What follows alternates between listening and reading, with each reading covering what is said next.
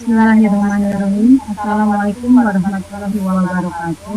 Dalam kegiatan malam ini saya akan memaparkan tentang pembelajaran di PAUD, karena hampir semua orang tua atau orang tua awam bahwa di TK kelihatannya belajar hanya bernyanyi, bermain, dan bernyanyi saja. Padahal ada beberapa bidang perkembangan.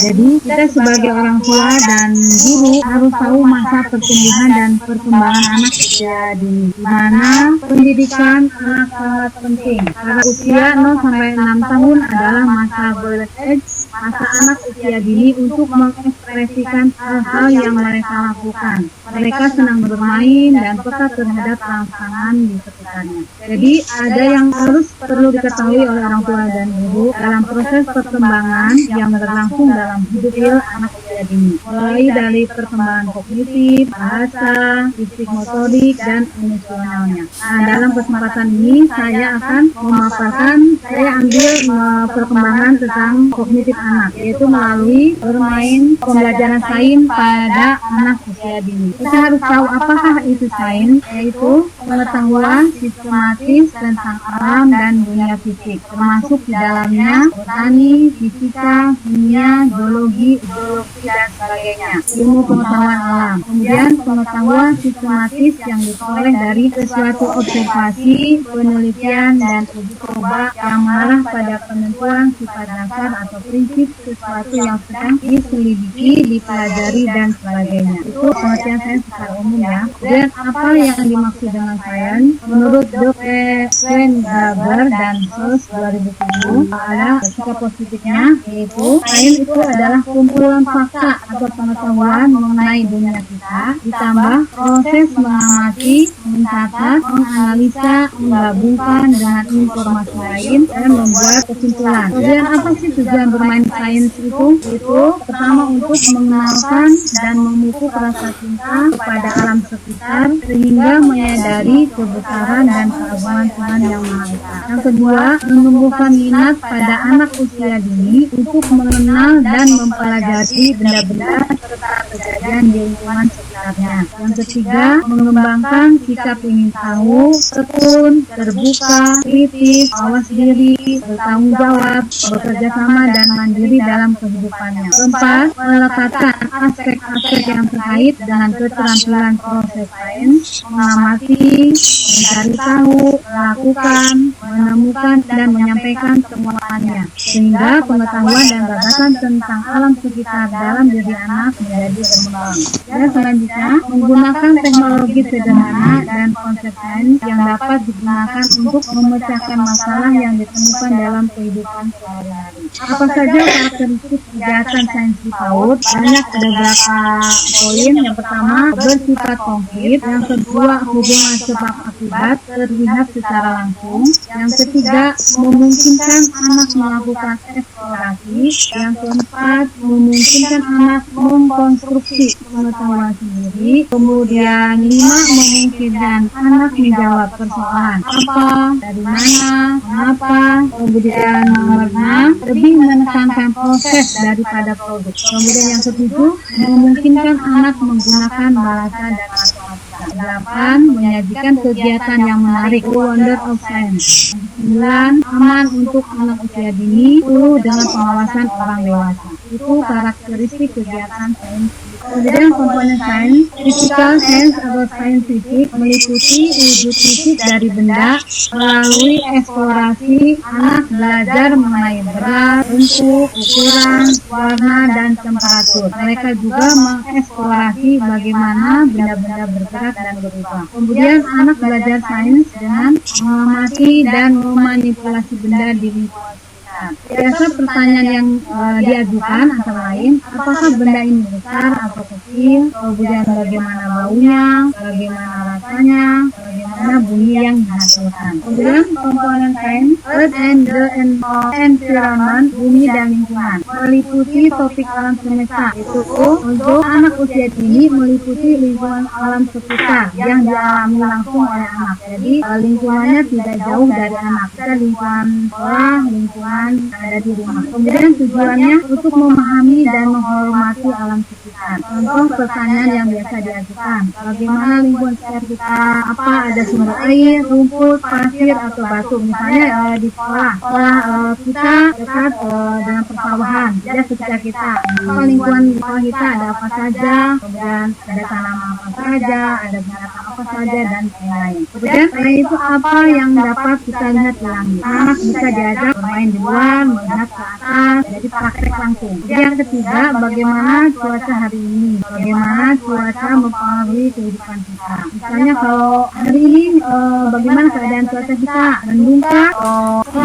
Cuacanya. Kemudian di sini saya mengambil tanaman yang di sekitar kita dekat dengan lingkungan di rumah atau di sekolah tentang pohon kelapa. Kita dengan kalau di sekolah di TK itu harus membawa alat peraga, boleh langsung atau tidak langsung. Misalnya kita akan menerangkan tentang pohon kelapa, kita tidak mungkin membawa pohonnya ke dalam kelas, tapi kita membawa anak keluar atau membawa alat peraga langsung, bisa daun kelapanya atau buah kelapanya juga. Kemudian di sini proses saintifik yang kita lakukan pada anak ada berapa poin. Biasa kalau di TK itu ada 5M, tapi di sini akan saya terangkan ada berapa poin, yaitu 1. Mengamati, kemudian mengklasifikasikan, kemudian membandingkan, mengukur, mengomunikasikan, melakukan percobaan, membuat hubungan, menyimpulkan, dan mengaplikasikan. Lakukan kegiatan sains itu ada beberapa, jadi dari alam yang dekat dengan anak sampai ke jauh. Di antaranya makhluk hidup dan kehidupannya,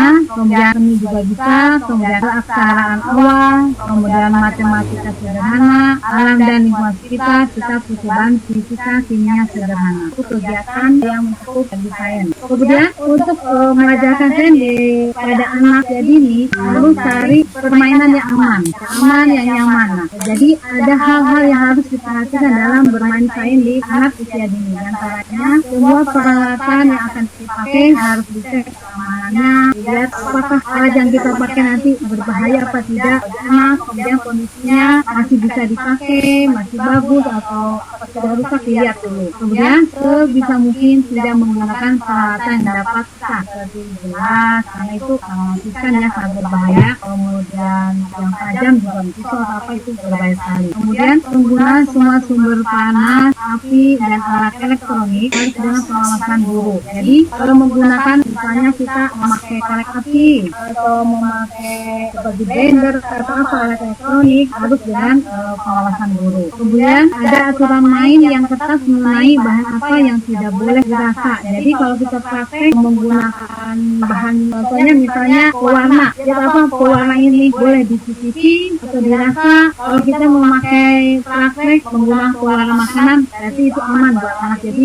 bisa dirasa dan kemudian dicium oleh anak apakah baunya itu menyengat atau tidak. Jadi semua bahan yang akan dicicipi oleh anak sebaiknya dipastikan aman dan izin orang tua. Kemudian kita ambil salah satu tema di TK, pembelajaran TK itu menggunakan beberapa tema. Dan di sini tema kelapa, temanya adalah tanaman, sedangkan temanya kelapa. Nah di sini kita anak praktek dengan menggunakan kelapa. Misalnya praktek langsung memeras kelapa. Bagaimana nih tadinya kelapa bulat, kemudian diparut, kemudian sama hasil sampah jadi campuran. Kemudian bagaimana jika minyak bisa dicampur sama air. Minyak ini misalnya diterangkan dulu kelapa air resapan ini bisa dibuat minyak. Nah, bagaimana jika minyak itu dicampur air satu atau tidak. Kemudian mencampur air kelapa dengan sirup, artinya kita membuat kelapa muda. Kalau dicampur dengan gula merah warnanya bagaimana, kalau dicampur dengan campur warnanya bagaimana. Jadi anak bisa merasakan rasanya, baunya, dan warnanya. Kemudian mencampur warna. Selanjutnya itu mengamati kelapa muda dan kelapa tua. Itu perbandingan, misalnya lihat dari warnanya, kalau kelapa muda warnanya apa, kelapa tua warnanya apa, kemudian teksturnya juga buahnya yang tua dan yang muda bagaimana, kemudian rasanya dan baunya. Nah, itu saja mungkin pembelajaran salah satu sains di TK. Jadi jika Bapak dan Ibu punya puja-puji yang usia TK, bisa mengajak bermain sains di rumah, apalagi sekarang saat itu di rumah bisa bermain, mengajak ikut masak sama ibunya, coba dengan cara misalnya ini tadi contoh apa, atau kemudian kalau berbuka puasa kita membuat sirup dengan kelapa muda dan segala macam. Jadi itu hanya berupa proses ya. Jadi kalau di TK itu tidak akan langsung lihat hasilnya. Kemudian Bapak juga bisa mengajak anak-anak bermain sains. Misalnya anak diajak untuk memasang ini, bermain misalnya membuat ini sirup pop es, buka alatnya apa, kemudian cara prosesnya bagaimana, itu belajar bermain sains yang sederhana yang bisa dilakukan Bapak dan Ibu di rumah. Itu saja mungkin untuk pengenalan kepada Bapak dan Ibu bahwa di TK itu bukan hanya belajar menyanyi dan terutama tapi bermain. Jadi TK intinya di dalam bermain, di dalam bernyanyi itu ada pelajaran, karena di TK prinsipnya belajar sambil bermain atau bermain supaya belajar. Itu mungkin yang saya sampaikan dalam pembelajaran sains di PAUD. Terima kasih.